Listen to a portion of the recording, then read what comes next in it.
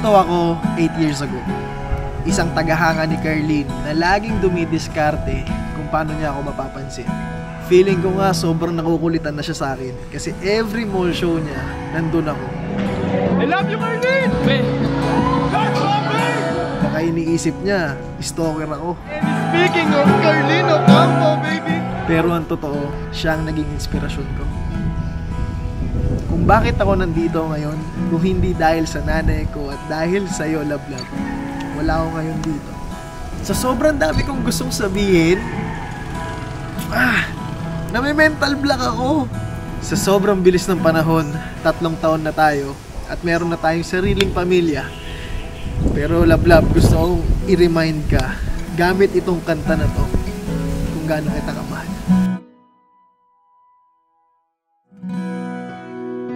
Sana'y bigyan ng pagkakataon ang puso kong ito.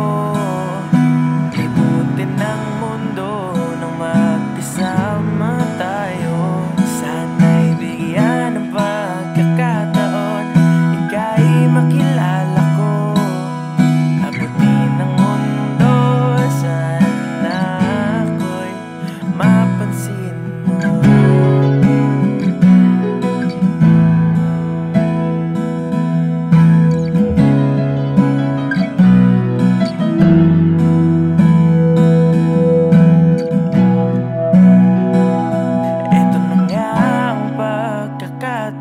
Pinakahihintay ko, ilang taon, ilang linggo, kailan magiging tayo?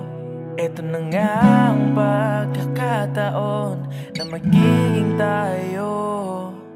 May pag-asa ba kaya o mas bagay nga kayo?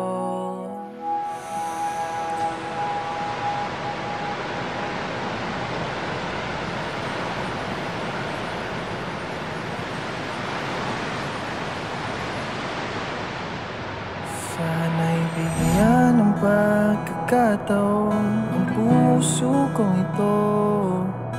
Libutin ng mundo na magkasama tayo. Sana'y bigyan ng pagkakataon ika'y makilala ko.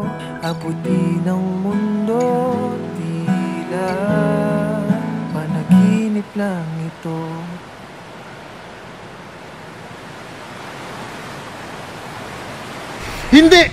Hindi na panaginip to. Dahil totoo na to. Sobrang grabe yung pinagdaanan ko para lang mapansin ako ni Carlene. Grabe, may pa-t-shirt pa ako para sa kanya. Let's go, Carlene! Let's go, Carlene! I love you, Carlene! Ganyan ako ka-supportive sa kanya. Lahat ng mga mall show niya, sa backstage, lagi akong tumatakas para mapuntahan siya. Kahit sa parking lot, dumidiskarte ako para mapasaya ko siya. Yung pagyakap ko sa kanya, ito yung hindi ko makakalimutan. Ito yung panahon na finally, yung babaeng pinapangarap ko, nayakap ko. Kaya yung yakap ko noon, parang wala nang bukas. Kasi parang pinapanaginip ko lang to, Love Love eh. Tapos, alam mo yun, yakap ko na siya, Brad. Ilang beses akong tumatakas, pumupunta sa backstage para lang magpa-picture sa kanya, magpapansin sa kanya. At alam ko na ako yung pinakamakulit na fanboy. Kasi lahat gagawin ko, pre, para lang mapansin mo, Love Love. At Labi, alam mo ba kung bakit lahat ng yan dinocument ko? Kasi gusto kong ipakita yan one day sa mga magiging anak natin na ito yung daddy nila, oh. Patay na patay sa mami niya.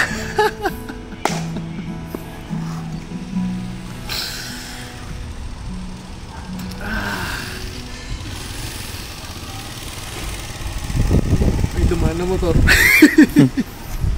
Andyan ako kanina. Dun, oh. Lumipat muna tayo dito kasi paiyak na dapat ako, bigla may tumaang motor. Pero ayun, Love Love, we're celebrating our 3rd anniversary. At ginawa ko tong video na to dahil gusto kong ipaalala sa'yo kung gaano kita kamahal.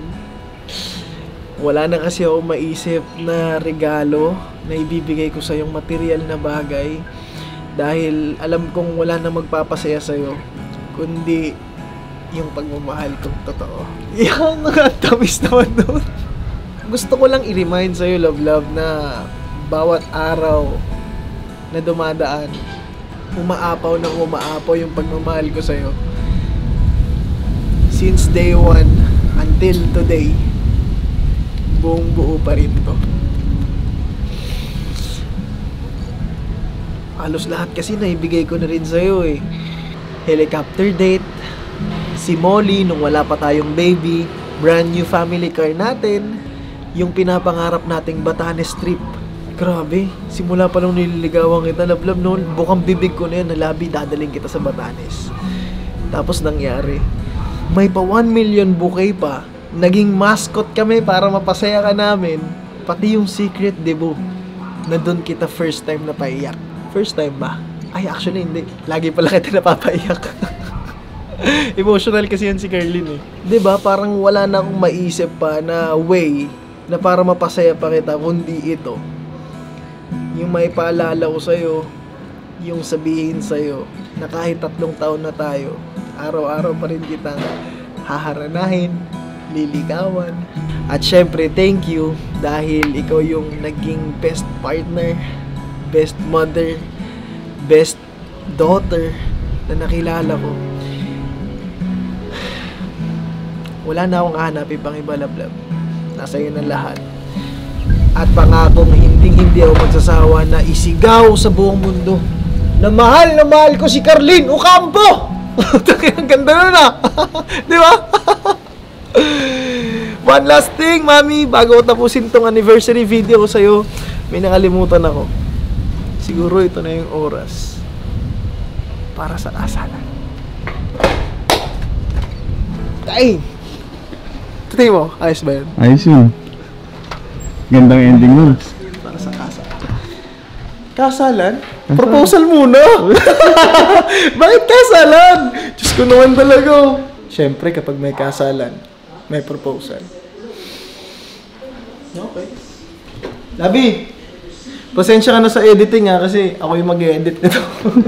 Sana'y bigyan ng pagkakataon